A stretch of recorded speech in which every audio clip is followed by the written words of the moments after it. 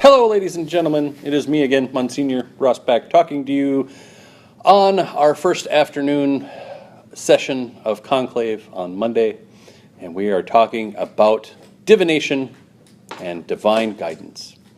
And as I often do, I am going to start this particular talk with a prayer. It's actually a psalm. And I didn't note which psalm it was, so we're just going to have to pretend that we know. To you, O Lord, I lift up my soul. O my God, I trust in you. Let me not be ashamed. Let not my enemies triumph over me. Indeed, let no one who waits on you be ashamed. Let those be ashamed who deal treacherously without cause. Show me your ways, O Lord. Teach me your paths. Lead me in your truth and teach me, for you are the God of my salvation. O you I wait on all the day. Remember, O Lord, your tender mercies and your loving kindnesses, for they are from old. Do not remember the sins of my youth, nor my transgressions. According to your mercy, remember me. For your goodness' sake, O Lord, good and upright is the Lord. He therefore teaches sinners in the way. The humble he guides in justice, and the humble he teaches his way. All the paths of the Lord are mercy and truth, to such as keep his covenant and his testimonies. For your name's sake, O Lord, pardon my iniquity, for it is great. Who is the man who fears the Lord? Him shall he teach in the way he chooses. He himself shall dwell in prosperity, and his descendants shall inherit the earth. The secret of the Lord is with those who fear him, and he will show them his covenant. My eyes are ever towards the Lord, for he shall pluck my feet out of the net. Turn yourself to me and have mercy on me, for I am desolate and afflicted. The troubles of my heart have been enlarged. Bring me out of my distresses. Look upon my affliction and my pain. Forgive all my sins. Consider my enemies, for they are many, and they hate me with cruel hatred. Keep my soul and deliver me. Let me not be ashamed, for I put my trust in you. Let integrity and uprightness preserve me, for I wait for you. Redeem Israel, O God, out of all their troubles. So what does that have to do with divination? Show me your paths, O Lord. Teach me your ways. That's where I was going with that. I really think that divination can be a divine practice in and of itself. If you're interested in trying to divine the ways of God, trying to put something together so it makes sense, or just enjoy using the tools and accoutrements that are available in order to do divination of all sorts. So, first I'd like to talk, though, because divination has kind of a bad reputation in the Bible. In Leviticus it says, "You shall not eat anything with the blood, nor practice divination or soothsaying." So trying to tell the future, supposedly very verboten. In various places in the Old Testament, it talks about not speaking with the dead in order to find out the future. In Deuteronomy, in Kings, in Isaiah, in Jeremiah, all those places talk about do not mess with mediums and spirits of the dead. Ezekiel warns against false visions and lying divinations.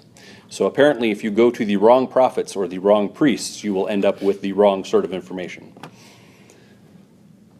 Dream interpretation has a mixed reputation, because we know that Joseph was able to save his family through the use of his divination and to save all of Egypt.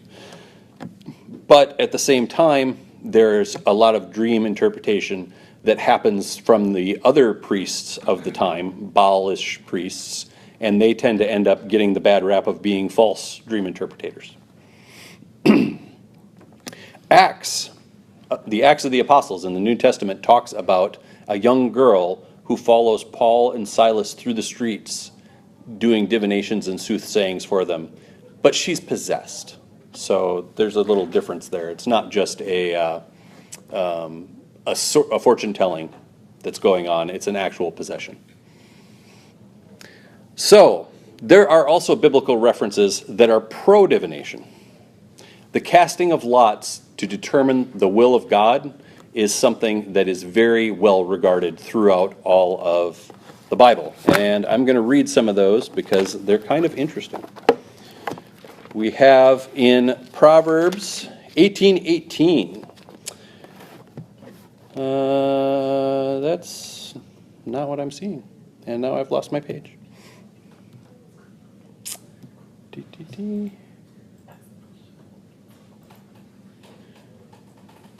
But it is Proverbs 18:18. There it is. Casting the lot settles disputes and keeps strong opponents apart. So if you have reached an impasse, the casting of a lot and letting God decide the outcome of the dispute apparently has a good reputation. Pardon me. In Proverbs 16:33, he says, "The lot is cast into the lap, but its every decision is from the Lord." So the casting of lots is ordained by the divine, by God, in order to be able to make that decision. In the New Testament, we have in Luke 1:9, Zechariah was serving as the priest before God. He was chosen by lot according to the custom of the priesthood to go into the temple of the Lord and burn incense. No doubt this has to do with the whole head exploding thing that occasionally would happen to the priests, and you didn't necessarily want to win that lottery, but they definitely used lots to determine who was going to do what.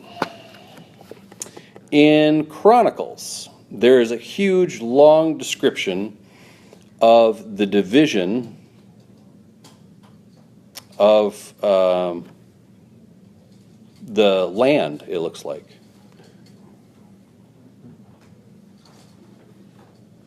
A large number of leaders were followed among Eleazar's descendants. So these are the leaders of Israel. And they chose them by lot. They divided them impartially by drawing lots, for there were officials of the sanctuary and officials of God among the descendants of both Eleazar and Ithamar. And so they drew lots, and it actually records who won which lottery and what their appointed order for ministry was. So that is definitely a good example of this drawing of lots.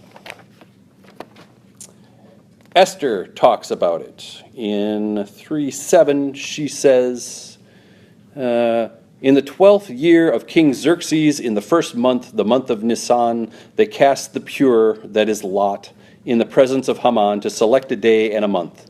And the lot fell on the 12th month in the month of Adar. I don't know what they were looking for it for. Oh, they were looking for a way to destroy Mordecai's people, the Jews. And so they chose it by lots. That was the Persians, apparently, doing that. Probably not an approved use then. And of course, the drawing of lots that seems to resonate most with Christians is the division of the cloaks and the items of Jesus at the crucifixion. When they crucified him, they divided up his clothes by casting lots. So just in these few examples, we've had at least 3 different cultures that use the casting of lots to determine how things are supposed to turn out. Another instance in the Bible of the use of divination was the astrologers from the east at the Nativity. They, of course, followed the star and followed the omens and the signs in order to find the new king and to deliver their gifts. So those seem to be positive examples in the Bible of the use of lots and casting. We're using the phrase casting of lots. Is that referring to a specific divination, or does that mean... From everything I've seen, the casting of lots refers to any form of random divination.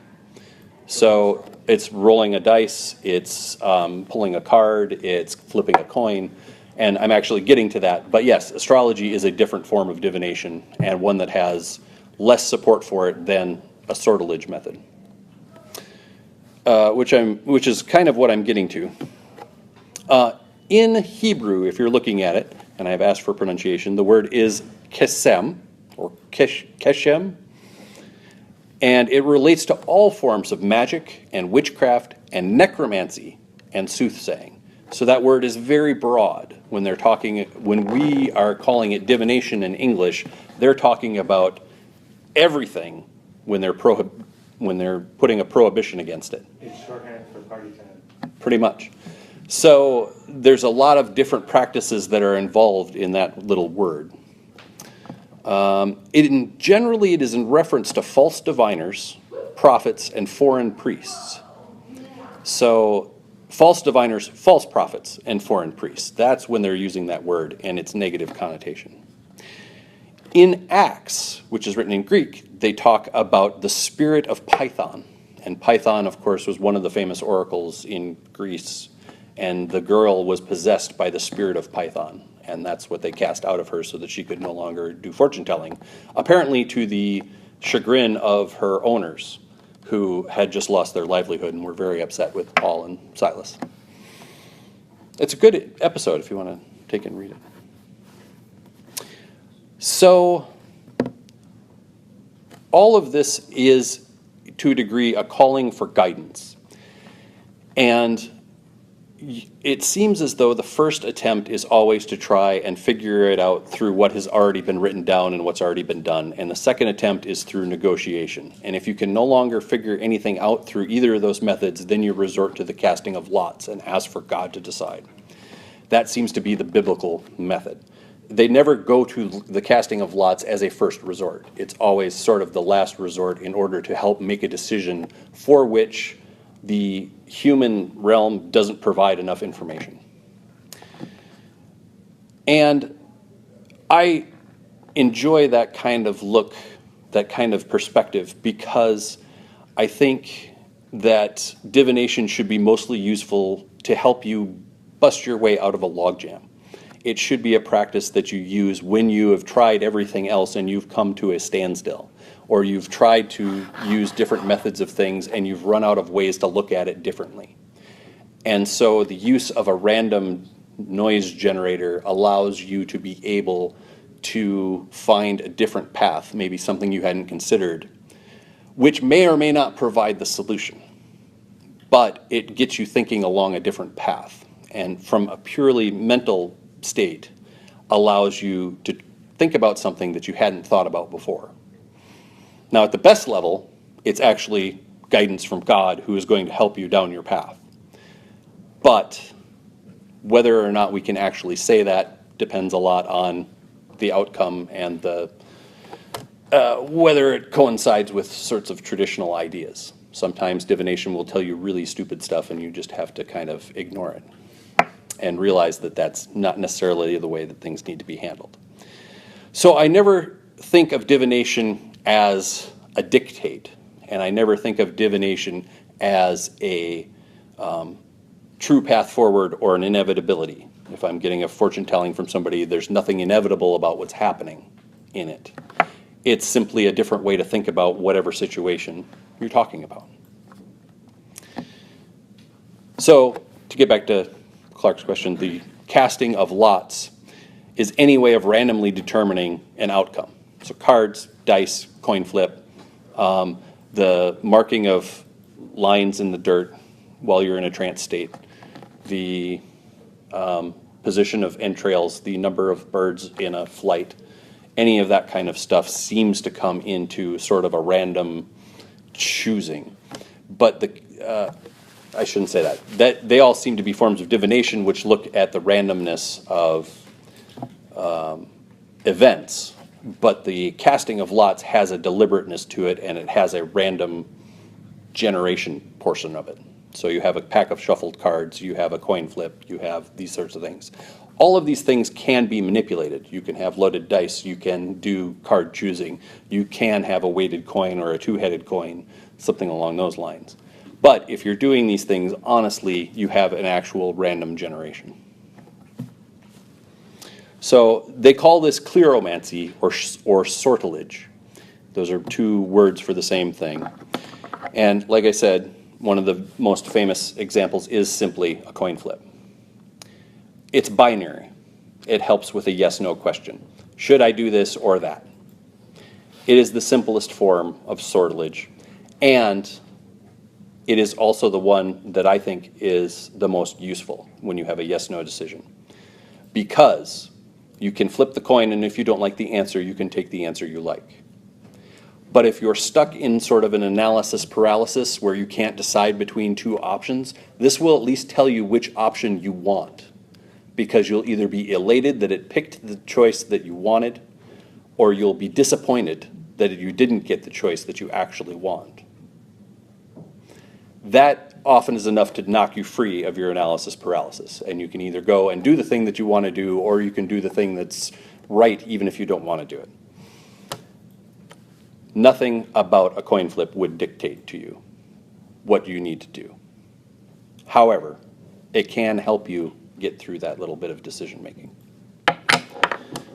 A lot of people don't realize that decisions take energy, and there's only so much energy in the day. And the more decisions you have to make in a day, the more energy it takes. And that's why you can be very exhausted after you've gone shopping, or you've gone and done the picking out of which books you're going to read from Powell's, or you've done this or that, or people are asking you questions. And you're not actually having to do a whole lot with them, but they're like, do you like the red or the green? That's a decision. You may not care, and a coin flip would be perfect. I think I'm going to start handling my marriage with the coin flip. Everything. 'Cause I get a lot of questions. Astrology is the very, very long name for the rolling of dice. A very simple method of using dice is to draw a circle on a piece of paper and roll your 3 dice in the paper. If a dice rolls outside of the circle, it has meaning, as opposed to the dice that end up in the circle. If you have 1 die outside, you have difficulties ahead. If you have 2 dice outside, you have arguments and quarrels. If you have 3 dice outside, it's a sign of luck and success, but there's no other reading that's involved with it. And then, depending on the numerical value, there are other meanings that could be associated with it. So you could have no answers available, ask for another day, on a 0, 1, or 2. If you have a 3, you get a change in circumstance. A 4 will be unpleasant arguments. 5, unexpected surprises or information. 6 will be a loss of some kind. 7, potential hardships, especially with finances. 8, you should not act hastily. 9, a possible union in love or in business. At 10, you end up with new beginnings, like a birth or a new job or a promotion. 11 is a potential of loss of a person, so death or a short-term illness or a person who has walked away, or possibly the return of a person who has been estranged to you.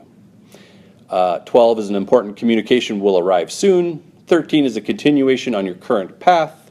14, a friend or relative will offer their assistance. 15, proceed with caution. 16, a short trip will provide relief.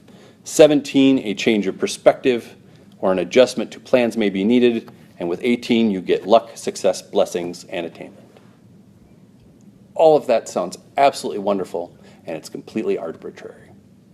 There's no reason that you couldn't assign different meanings to the numbers. However, again, if you're struggling with something, it can help you find your way out. It could obfuscate things more. It could make things more confused. However, if you're seeking an answer, it will give you an answer. And I think sometimes that's as important as what the answer is, just having an answer. Geomancy is a form of divination which technically starts as, technically the word should mean a whole bunch of earth magic. And geomancy itself only has the slightest connection, as a divinatory practice, geomancy only has the slightest connection to earth magic, in that you have a bunch of sand and you have a stick and you get into a trance state and you poke the sand a random number of times. And when you're done poking, you count it up. And if it's an odd number, you put 1 pip, and if it's an even number, you put 2 pips. And you do this 16 times. That said, once you do that, you have a program. You have a set of figures that you can manipulate. And the process of geomancy as a divination involves the manipulation of these symbols that you generate randomly.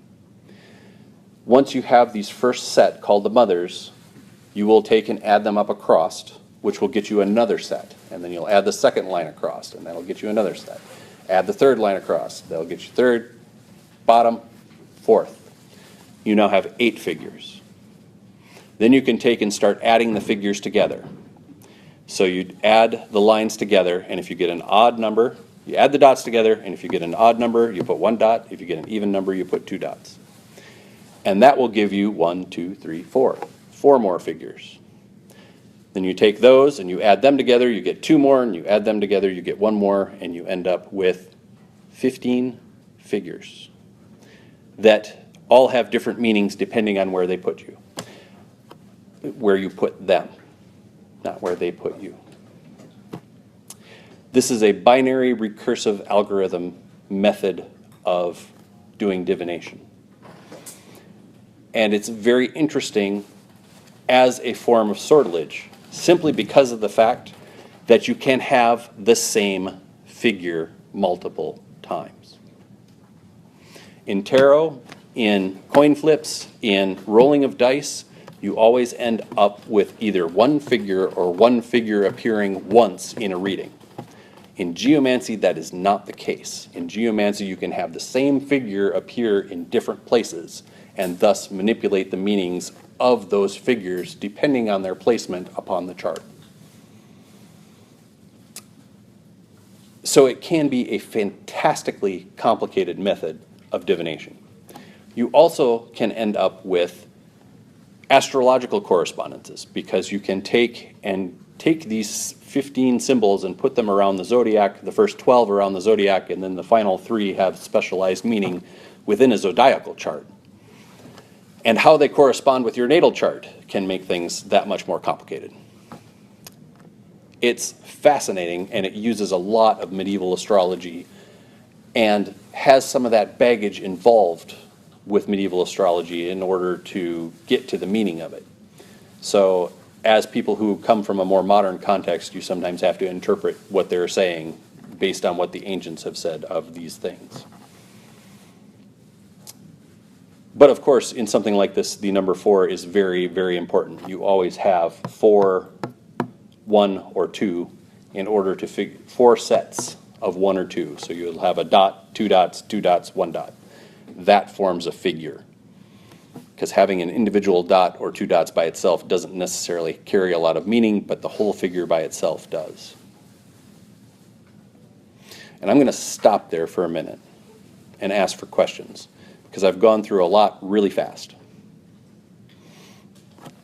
I was just going to mention, for those who are interested in things like geomancy, but maybe adverse to things that look like math, which, are people that look like me. I mean, now they've got apps and programs where you can plug in your basic, you don't even have to do the posts and math, you can use dice, for example, and you can generate those initial figures, plug them in, and based on that, it'll calculate down the whole, it'll lay out the entire reading from start to finish. Yes, any form of generating an odd or an even result will get you into geomancy, like a coin flip. Yeah. Heads is 1, tails is 2. Flip, and away you go. You can just do that 16 times and you end up with geomantic figures. And then you can do your math. And yes, there are definitely programs that help you to do that and make it a lot easier if math is not your thing. That said, there is definitely a certain satisfaction to the practice of actually going through and making the pips and doing the additions all the way through and double checking yourself and flipping through the book and looking up the glyphs and all this kind of stuff. I know our modern technology makes things very fast and easy, and I am a big proponent of it because I am a computer programmer. But there is also a certain meditative quality to being able to do it by hand. So I don't want to discount that. The systems I'm not familiar with in West Africa are based on memory work. Right. You have to be able to memorize hundreds or thousands of possibilities. Right.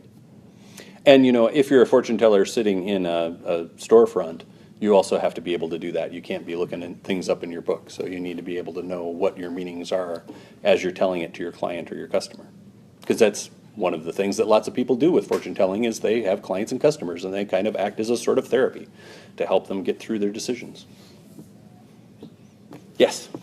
And when we were doing education for ministry, and we were going over these parts in the Old Testament, it's like lot casting as opposed to the other, and being that there is such a possibility for abuse when an advisor would go to a leader and be able to say, well, this is what we think, I had this dream, I'm gonna advise you, and then they could be easily manipulated to, change the course of history by people that proclaim to be able to, see the future and decide what to do. Whereas with lot casting, because you can't, you can manipulate it, but it's much more just like a yes or no, or this is how it goes. Right. So those were allowed, and the reason that it was banned wasn't so much because it was a horrible thing, it was basically to help stop the perhaps unjust influences of, because some people relied so heavily on that sort of thing at the time. And that makes a lot of sense too, because a lot of these fortune-telling methods involve a lot of personal judgment on the part of the reader. So that is definitely one of the things that I could see wanting to get away from if you're in some kind of a leadership capacity. Ben? What this points out for me with a new freshness is how different the tarot is in that it certainly has a mathematical base, 2 or 3 different ways. Yeah. But then it also confronts you with image. Right. It's quite conceivable that a tarot reader could make a career with very little math, but a strong sensitivity to the image. Yes. Yep, and tarot is coming up next, so I just wanted to stop here for a little bit while we're talking more about the less complicated but still very random methods of casting lots. And by calling geomancy less complicated, I am only saying because less has been written about it. I do think that you can make a very, very complicated and thorough reading with geomancy if you start looking into all the correspondences that are possible with it. Because you have 4 numbers in your figure, you can add elemental attributions to them, and they do. And so you can start doing, elemental attributions downward and across so that your next set also has elemental attributions. And it causes all kinds of complication and wonderment. Can you recommend a specific book with the best diagrams and the best charts for the geomancy? I wish I could. There are several very good ones by John Michael Greer. I enjoy his books on that topic, and I think it pulls it into a modern age in a very nice way while still keeping the medieval character of the great works of the age. I believe I have another book. I don't have another book listed. But I can certainly get you some, and we can put them in the YouTube video afterwards, down in the link section. I don't want to promote anyone in particular. I do know John Michael Greer's stuff is good because I've read it. I've also read some older stuff, and I have links for it. We can put it out there as well. Any other questions? Okay. Let's talk about tarot.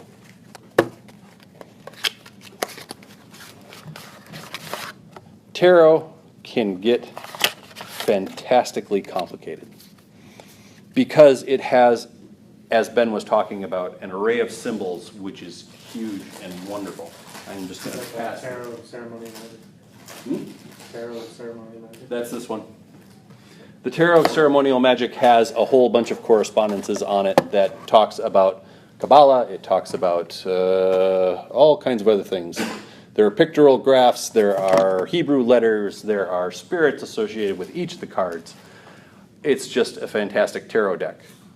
And it shows the level of complexity that you can bring into the study of tarot. I want to say that there are 22 major arcana and 56 of the suits, which includes the face cards of King, Queen, Prince, Princess, or King, Queen, Page, Knight, King, Queen, Knight, Page, depending on the deck that you're using. Tarot is not necessarily an ancient method of doing fortune telling. It was originally a card game, as far as they can tell. And it looks like it's from probably about the 14th century in the Italian Renaissance. Like many other forms of sortilege, it just suddenly started to become a method of fortune telling. It does have wonderful images, and those images over time have sort of solidified and then been reimagined depending on who's doing the deck. In my earlier talk, we saw the one that was done with all the chickens. So you have chickens in the various poses of these archetypal pictures. And this is not a lecture on tarot as a gateway to the soul, or as a mystical map, or as a gigantic book of divine revelation.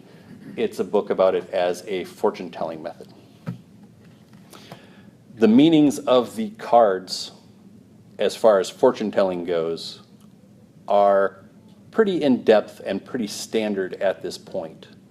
The major arcana have big life-changing moments, and the minor arcana have smaller motions and places of stasis, depending on if it's an odd number or an even number.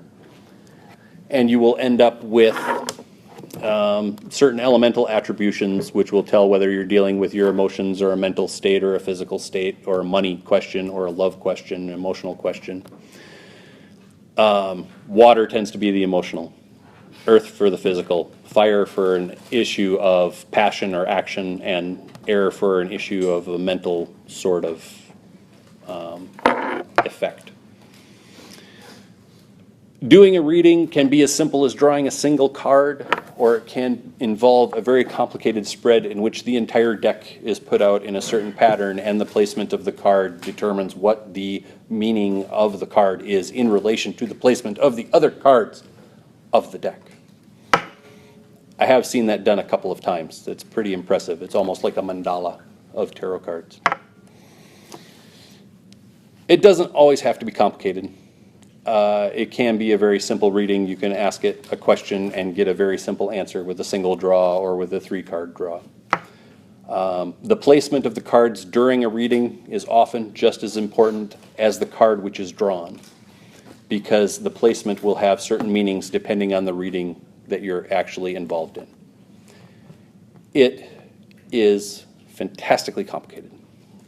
And I think it is a very complicated version of the pulling of lots to try and find the nature of a situation and to try and give you some insight into your own thoughts about whatever your situation is, and give you new avenues to explore inside that milieu. I have used them for meditation as well, as sort of a gateway to try and see if whatever I'm meditating on in the major arcana is something that I need to experience or bust loose. It works. It's definitely a gateway, but I have also meditated on icons and pictures from magazines, and both of these have worked just as well. So I don't necessarily think that there's a special power that way. You certainly can use it that way and have a wonderful archetypal experience imagining that path. But tarot, again, has the drawback that geomancy does not, in that each symbol can only appear once. So if you have chaos in your past and chaos in your future, and you know this, you're not going to necessarily see it. You're not going to see the tower in 2 places in your reading, unless you put more than one deck together. That could be possible. You could do it Vegas style and have like 4 decks in a shoe and pull things out. I mean, you know, you could have that chaos or whatever appear, but I mean, it's going to be in a slightly different form. Because I mean, the chaos in your future it isn't possible for it to be exactly identical to the chaos in your past, because even if nothing else changes, you change. Well, right? that's... So, you know, so you could, in theory, there could be a reverse card in there somewhere, or right. any number of combinations that's going to, you know, indicate in an elegant way that you might be, you know, screwed. Well, history doesn't repeat itself, but it does rhyme. Yeah. Well, I came up with a different theory about that, actually, when I first began with tarot. It's just briefly put. And that is, if you break small cards down into the arcana major, which you always can, the small card is always a planet in a sign. Right. And they have an element as well. Mm-hmm. You can always break any one of the small cards down into 2 or 3 of the arcana major. Right, because all of the arcana major have those associations with an element or a planet or a... Right, and if you sign. put the right card with Mars in it, the tower, Right. you could find where the tower is trying to appear in more than one place in the reading. That's definitely true, and I definitely think that is a good way to look at it and a good way to read it, and an experienced reader would definitely draw those sorts of parallels. That said, you cannot get the exact same thing no matter what. You can get the same influence, you can get the same idea, but you cannot get the exact same, which you do occasionally do in life. Yes, you can exactly have the same repeating occurrence, just at different points in time. And you can be a different person when that occurrence happens. But I like geomancy for that reason, that things can repeat, and you can see where those influences recur in different points in the chart. Anything else with tarot? I am not a tarot expert, disclaimer. I have read a lot about it, I have played with it, I have worked with it, but I don't use tarot as a daily practice, just so we know. As opposed to sortilege or cleromancy, you have the idea of astrology. And astrology is more or less a very predictable form of divination. Because the planets follow certain paths, you can generally predict where they're going to be. And because of that, you can tell how they're going to interact at some point. And there are rules based on how this all works, based on observation and people's theories and all kinds of study and conjecture and prayer and inspiration that comes together to form a great and beautiful mess over at least 3 different cultures. Possibly many, many, many more that have their own take on how the movements of the planets affect the people on Earth. And I say it's more or less predictable because every now and then something in the sky will explode and cause a huge upset. And every now and then there will be this object that comes out of nowhere and shines really brightly in the sky and then disappears. And then 76 years later it comes back, or 100 years later, or 300 years later. So more or less predictable.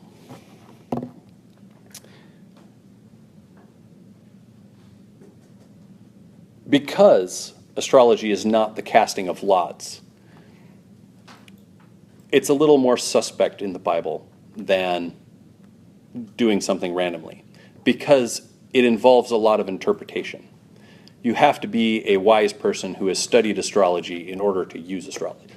I should say, you should be a person who has studied a lot of astrology in order to make predictions with astrology. You don't have to be. You don't have to. You can certainly say you're an astrologer and just wing it.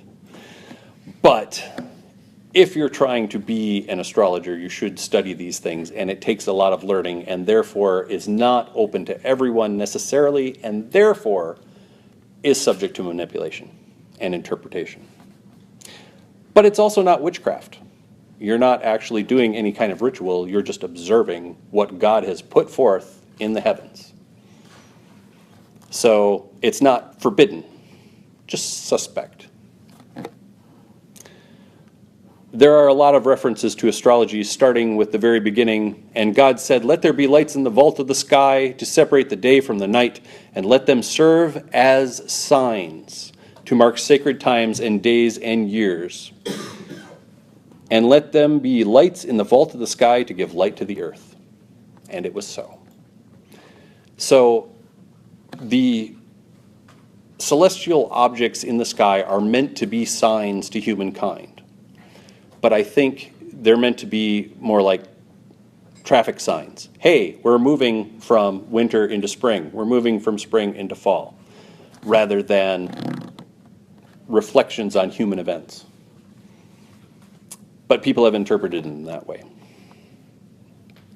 There are a lot of other biblical quotes that deal with the stars and the heavens and the signs. Psalm 19 has one that I really like.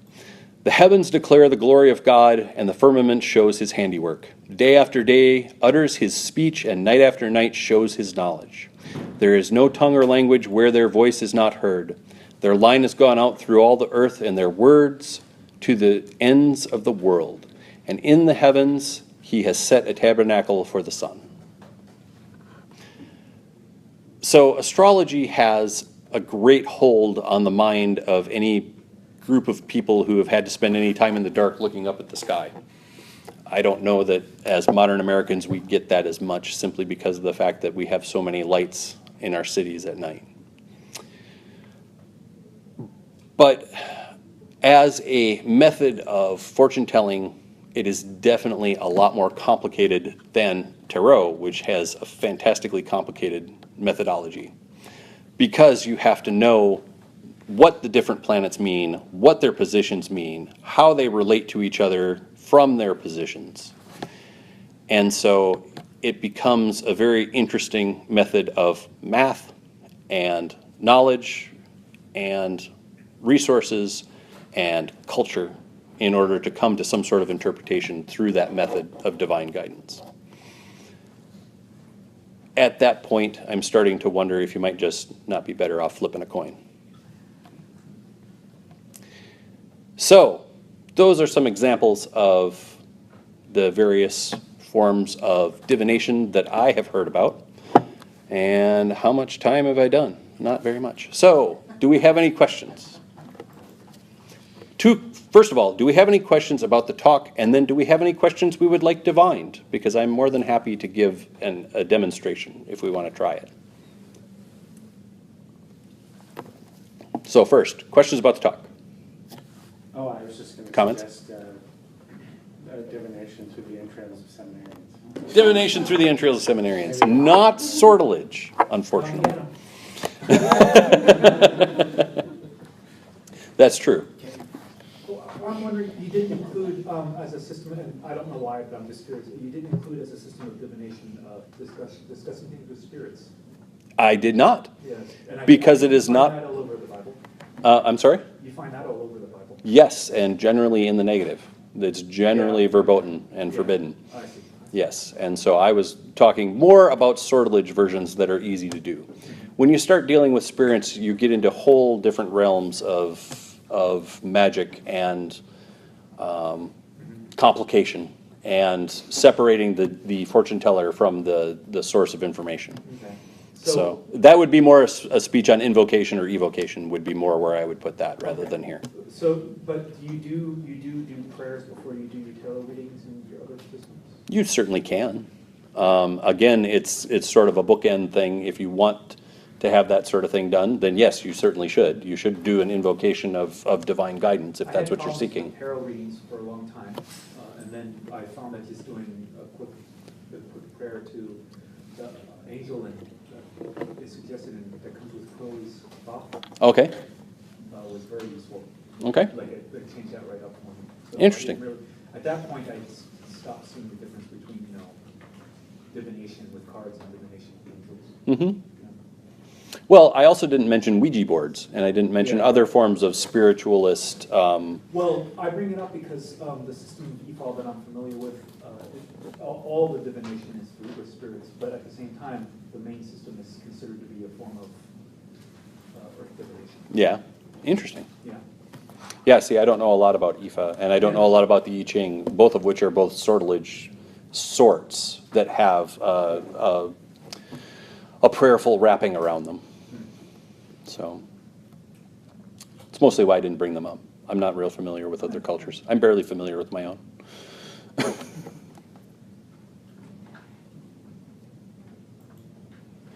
Okay. Jenny, did you have something? I thought I saw a hand. Can you speak more to the narrative side of things like tarot and even astrology? Like, are there other systems that focus on a narrative basis? Oh, yes, definitely. There is a great book called The Zelator, which talks about the way of the fool, and it traces the images of using the fool of the tarot deck and then the images of the source of the travels of the fool through the aspects of the sun in the major arcana until it returns to its source. And it's a very interesting book just for that. So that is a great narrative that talks about what you're talking about I mean, it talks about the tarot, and it talks about esoteric symbolism, and it talks about zodiacal connections, and it talks about elemental connections. It talks about ancient Celtic roots. It talks about modern Western Christian reinterpretations of ancient pagan thought, and would be a great resource for that sort of thing. I've read it. I don't understand it deeply. But you can definitely use the tarot in that way. The tarot can be a book of a journey that you can use. And you can take the major arcana and lay them out deliberately, and then take the minor arcana and throw them around it, and have each card going sequentially, and meditate on how that functions in your life, and then have the randomness to it to kind of give you sort of a personalized view of that archetype that you've put down deliberately. Karen, I'm going to go with you first. I would also recommend the book Meditations on the Tarot. Yes, that's a good book. Yeah. Is that 19th century? Who? 20th. Is it early 20th? Okay. Yeah, written Valentine actually by Tom. a Catholic priest. I don't know if it was given to me by a Catholic. Oh. Okay. But he was a Catholic and a Martinist, and the introduction to the book was written by Cardinal Hans Urs von Balthasar, Oh, writing an intro to the book on the tarot. nice. So it's quite interesting. And I was just going to add that there are some tarot decks. There's a parishioner back home who has a tarot deck. I think it's the Celtic Lenormand. That specifically, you specifically map out cards, on a map or on actually a story chart, which essentially places you in the Grail legend kind of thing. So it specifically gives you the divination by putting you in the story. Well, where would you be? Where would certain figures or people be or equate to, like figures of the legend, whether it's Knights of the Round Table or various other kind of stuff. And it's quite interesting. I haven't played with it at all, but it looks pretty neat. I've only heard in passing, maybe once or twice, that the tarot can mirror the hero's journey, Joseph Campbell's. Yep. work, and I just didn't know if I had made that up or if that's, okay. That sounds very familiar to me, and it talks about, again, the fool traveling through all these different places and things, and it can mirror the hero's journey, because at the bottom you can tend to get involved with the death card and the tower and the devil and all of that kind of stuff, and then you start working your way back up to the sun and the world and all that kind of thing. So it can go in a nice big circle and give you a nice dip into the underworld and back out to follow the hero's journey. You can definitely see that in those cards, in the major arcana at least. Can you speak to anything regarding bibliomancy, the flipping through, meditating Yes. thing, the book, any book? You can definitely do that. You can take your book and have it open to a random page and flip. But that is one of the more easily manipulative forms of divination, because if it's a book that you really, really like, it's going to have pages that are worn. And if it's a book that's poorly made, it's going to have certain areas where it flips to. So as a form of inspiration, it could be really fun. I mean, because you just flip through it and find a page and put your finger down and you're like, whoa, I'm going to meditate on this. But at the same time, as a form of divination, I don't know for sure. I know people use it. I don't know a lot about it. I've actually found that the Philip K. Dick's exegesis, the big thick edition, is an exception for bibliomancy. And see, this could be a very good use for Carl Jung's Red Book that we were talking about the other day. I mean, the Red Book has a lot of that kind of imagery in it as well that would be very good to just flip open. If you use a book that you hate, for example, if I were to do divination out of my works employee manual, I know that, well, no, I know, that's bullshit. This too is bullshit. You know, that This reading is negative. I think your fortune telling method would be very dour if you did that. Yes. Right. In that case, in order to overcome it, I'd suggest something like the I Ching, where you're Right. casting, coins, and then you're interpreting the coins to get a hexagram that leads you to it. Well, Right. in a lot of ways, it's like Or geomancy. the yoga, things like that. And you could also use a random number generator to find a page number or something along those lines. That could work as well. If you wanted to do an interesting kind of bibliomancy, you could do page number, sentence number, word number, or something along those lines To randomize it. and get to away. randomize it and get away from the book falling open. What do you feel about pendulum? Pendulum is very, very interesting. Just about everybody I talk to who uses pendulum says it's a liar. The Well, that's accuracy of a sort. That is accuracy of a sort, yes. You can always tell when it's not right. I don't know a lot about it. Again, I understand that you use a chart with it, and then you hold it, and it just swings, kind of.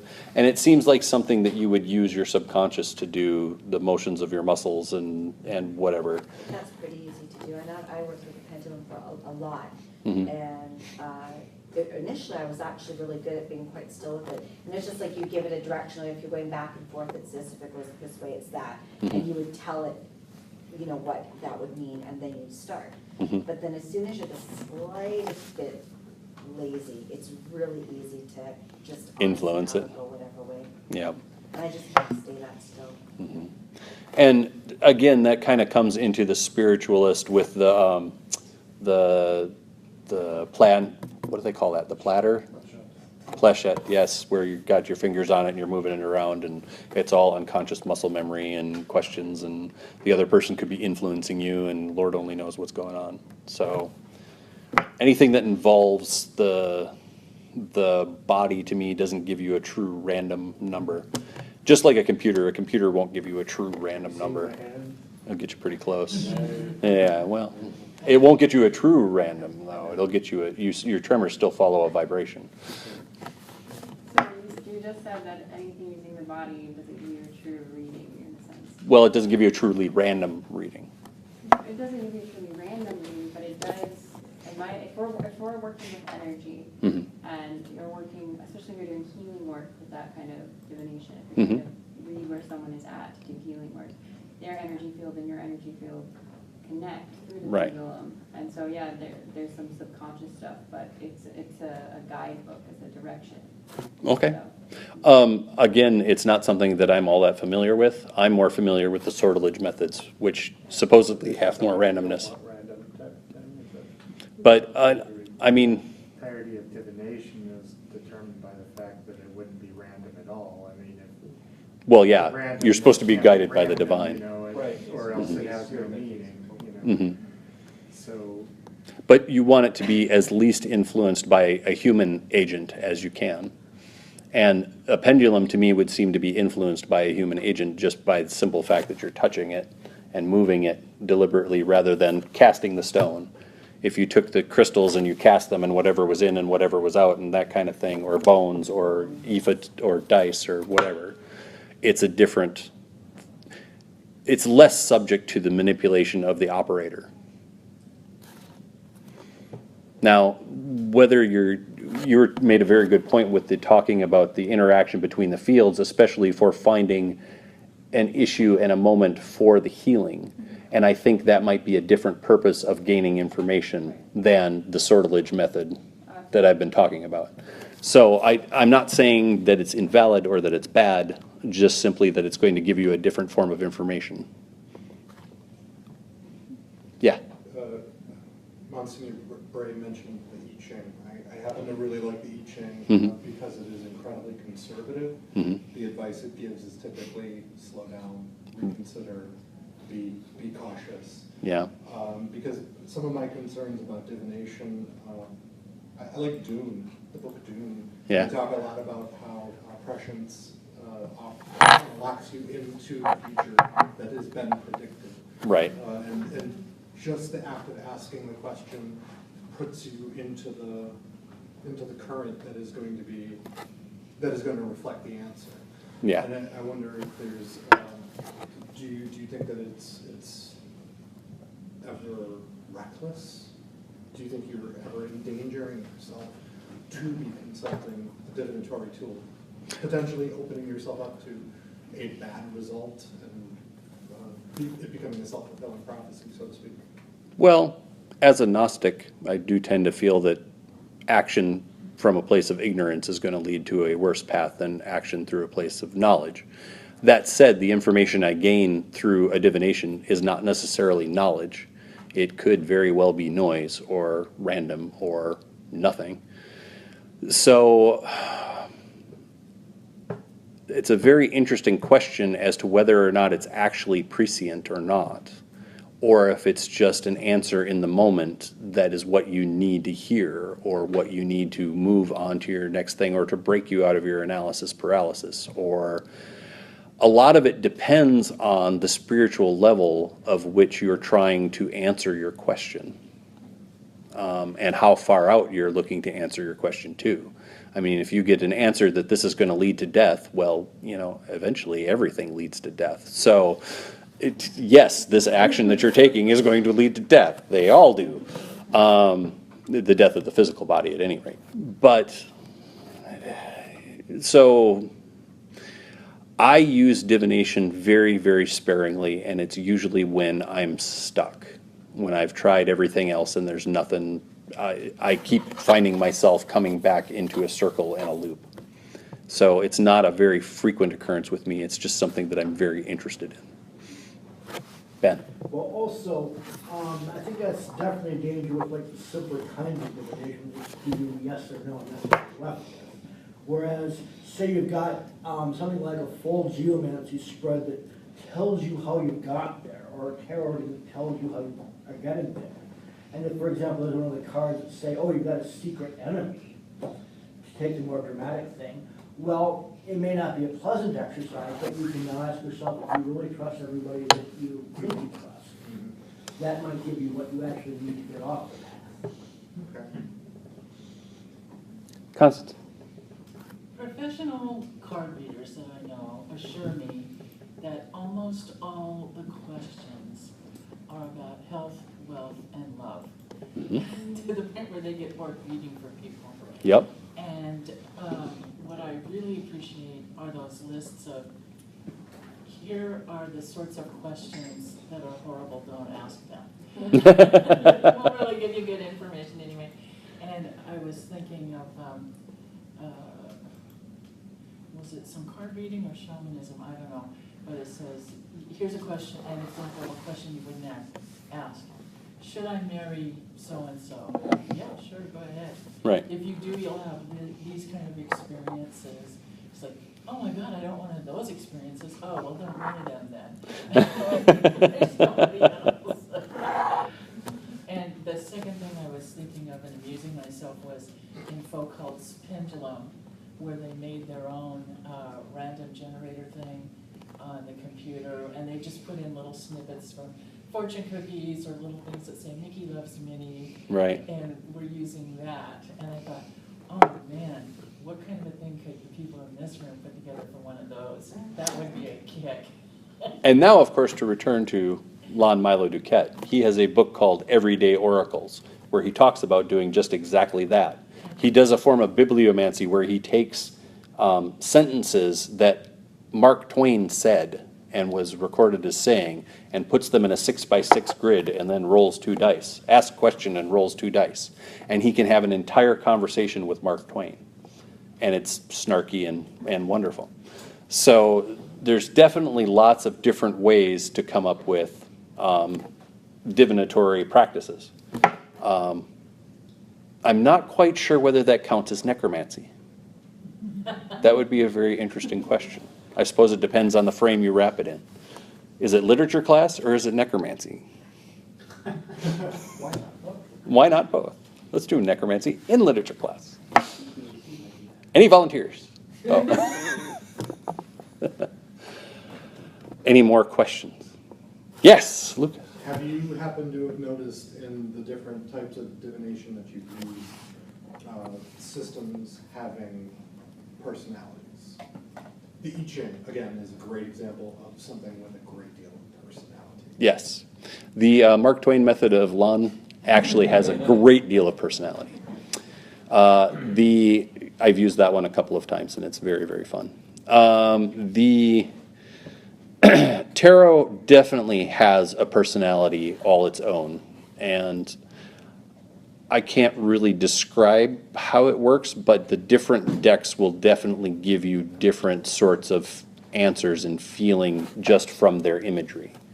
I mean, as Ben was saying, having the system is the basis of it and makes it definitely very, is pretty uniform. The method of fortune telling with tarot is uniform over the decks. But the decks themselves have very, very different personalities. I have the Thoth deck, I have the ceremonial magic deck, and I have a ferret tarot deck that I use at home. And it has ferrets doing all sorts of terrible and different things. The tower is especially amusing because it's a feed bag, and the tarot are on the top of it, and the feed bag is falling over on them. Absolutely hilarious. And I find that if I'm asking questions of magical import, I really like the ceremonial tarot. And if I'm talking about learning and that sort of thing, that one's definitely the way to go. And if I'm talking about how my life is falling apart, the Thoth deck is great. But if I'm talking about what mundane task I should be doing next, or trying to figure that out, or just doing a daily reading, the Pharaoh deck wins every time. It is amusing and lighthearted and absolutely wonderful and fun. And so if I know people that are coming to me want a reading and they're down, that's the one I use, because it'll usually come up with some sort of uplifting message. And sometimes aggressive. It's sometimes a very aggressive deck. It's not like, well, just sit back and let the moment happen. It's like, no, go out and do this right now. That's right. Chew the electrical wires. Jump down the couch. Let's see if we can crawl through the dryer vent. Advice, that would be. Well, you know, sometimes you just got to go through a place that's hot and filled with dust. I think you're divining from my employee manual. Let's see if we can crawl through the dryer vent.